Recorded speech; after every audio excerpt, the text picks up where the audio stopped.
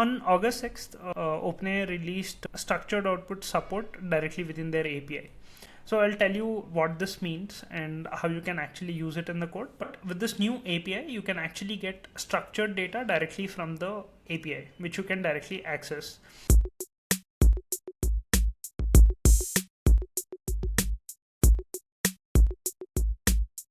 Hi everyone, this is Satvik from Build Fast with AI. In this video, I'm going to talk about the new feature that OpenAI released in their API, so which was structured outputs. So I have the blog open on my end, so I'll just read out this quickly and then walk you through the code as to how you can use this. On August 6th, which is yesterday, OpenAI released structured output support directly within their API. So I'll tell you what this means and how you can actually use it in the code. But first, let us just look at this particular blog and we can do some code as well. So they say that last year on Dev Day, they have released a JSON mode. So in their API, you could mention that the output has to be in JSON format. But the problem was you could not specifically mention the JSON schema directly, so which was creating a lot of problems. And there were a lot of workarounds to get structured outputs from the API. So, and there are also some popular libraries like Unstructured and so on. But OpenAI natively didn't support structured outputs.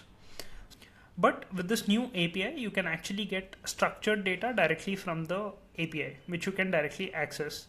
So they have released some of the evals on how the structured output feature works. So prompting alone actually gave accuracy of only around 36%, which is very low. While GPT-4 Turbo previous version gave around 75%, and GPT-4o was around 87%. And as you can see, the new GPT-4o version, which was released on 6th August, gets around 100% accuracy in structured outputs. And this is something that is very useful as a developer because you always want to work with structured data rather than a blob of string or something else. And then they give some code which will help you run this. So I'm not going into this code directly because I have created a snippet separately for you guys. So let us dig into the code right now. This is the code that we have, and as a first step, you need to install OpenAI library, and you need to save the OpenAI API key, which I've already done. So to give you an example of why structured outputs is important, so let me explain it with an example. So let's say you are creating an edtech application with generative AI, and you want to create some sort of a lesson plan, where you want the topic name, you want the duration, and you want some sort of definition and then followed by exercise. One thing that you could do is you can anyways prompt the model to give you the outputs in that way. So let us just start with a basic simple example, right? So let's say I simply ask the model to tell me about Newton's laws, and let us see the output that we are going to get. So I'm using the GPT-4o mini model, so which also supports structured output. So I'm just using this. As you can see, this is the output that we got from this particular model. If you want to look at the type of this particular output, let's just print the type and see what is the type of the output that we got right now. So I just changed the print statement to type, and let us see the type that we got. So you see that the output from the model is actually a string. Now with structured outputs, you can actually define a response model. So what do I mean by that? Instead of giving a string output, you can actually get the output which follows a specific Pydantic structure. So let me explain that with an example. I just created a Pydantic class for a lesson plan.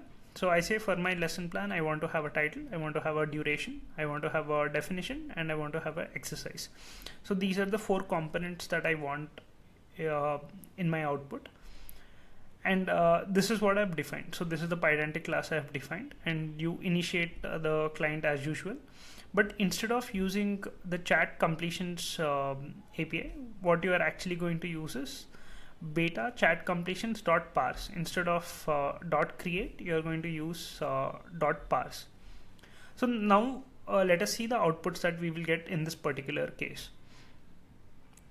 I'm running the same question. Tell me about Newton's laws of motion. The only change that I've done is I have mentioned the response model, which is lesson plan in this case. So let me run this and show you how this works.